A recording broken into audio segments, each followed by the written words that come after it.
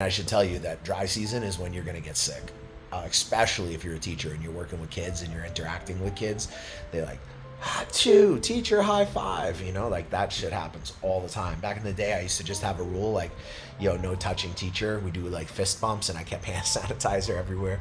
And then when COVID came, it's funny because I wasn't really tripping about COVID, but I liked that I could wear the big, I have a big pollution mask that I wear. So I wore this big ass pollution mask in the classroom when I had all the kids. And it's like, that's like normal because it was like what was going on at the time. Everybody's fucking wearing masks and shit. Vietnam was pretty nuts during the pandemic, guys. But it was cool because I wasn't having to like touch the kids or get close to them, because to be honest, the hygiene is not always up to Western standards. Like you might have a public school, for example, where you see like 1 or 2 bars of soap in a school of like 300 kids, so these are things you got to be aware of. Your chances of getting sick, the pollution during dry season gets quite bad. Out here in Vung Tau, it's not so bad. I do monitor it. I think it was enough to make me sick today, though, waking up with it.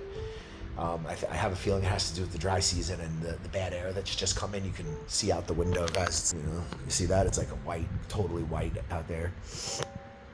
And that's still far better than Saigon. I was looking at the Air Visual. It's an app you guys are going to want to get if you're thinking about living anywhere in Asia, not just Southeast Asia, but in general, because all the damn pollution in the world comes from Asia. Like, there's this weird, like, these people, this just stop oil madness, and these, like, libtards in the West who are, like, deindustrializing their country and, like, making everybody poor over climate change, when really the countries that, like, by far burn the most like shitty cheap coal, deforest, they're all in the global south, and they're almost all in Southeast Asia or in North Asia, like, or in South Asia or Central Asia.